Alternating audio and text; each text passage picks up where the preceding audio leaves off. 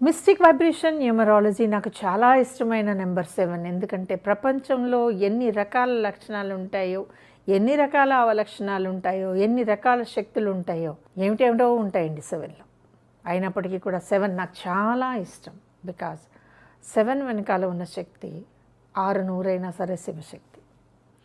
7లో చాలా కష్టాలు ఉంటే ఇలాగా తీసి పైకి వేస్తుంది ఆ శక్తి. బాగా అహంకారంతో తలకాయ విసిరేశారా, అదే శక్తి మిమ్మల్ని కింద పడేస్తుంది. 7లో 2 ఉంటాయండి.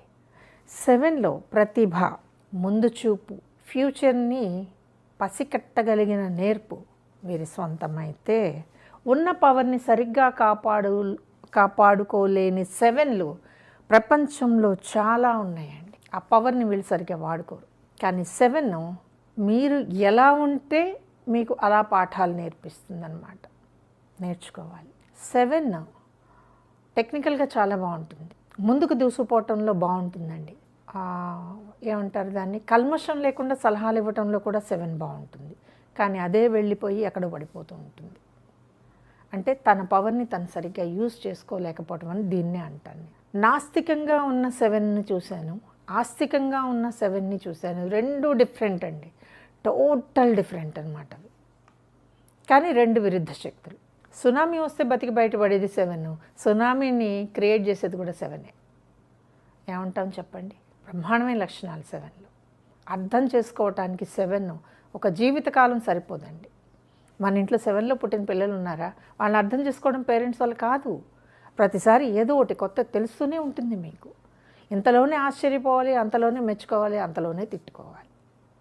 3 ఏకకాలంలో ఇచ్చేసినా కూడా ఆశ్చర్యపోవద్దు. ఇది 7 లక్షణం అండి. మీరేం చేస్తారు? అంతే కదా. నెక్స్ట్, అవసరానికి మించిన నిజాయితీ 7 లక్షణం. వీళ్ళని మోసం చేసేయచ్చు అనే ఒక థాట్ మనకి వస్తుంది 7ని చూస్తే.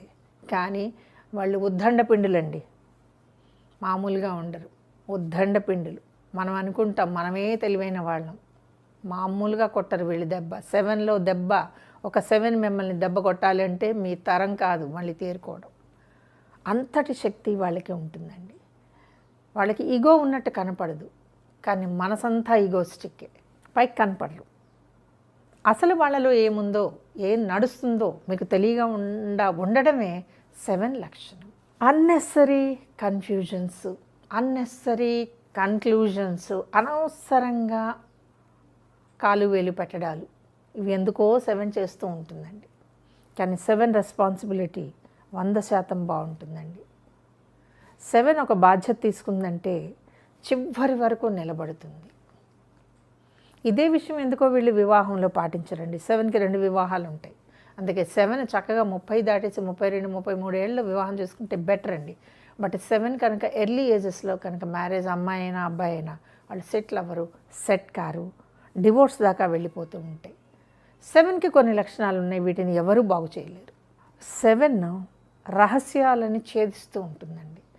ఇన్వెన్షన్, రీసెర్చ్, సెర్చింగ్, ఇవన్నీ వాళ్ళకి. ఒక్కొక్క 7లో సంతానం ఉంటే వీడు మన ఇంట్లో ఎందుకు ఉన్నాడు అనే బాధపడే తల్లిదండ్రుల్ని చూశాను. ఒక్కొక్క 7 ఉన్న ఇళ్లల్లో ఇలాంటి కొడుకు ఇంకెక్కడ ఉండడు అనే వాళ్ళని చూశాను.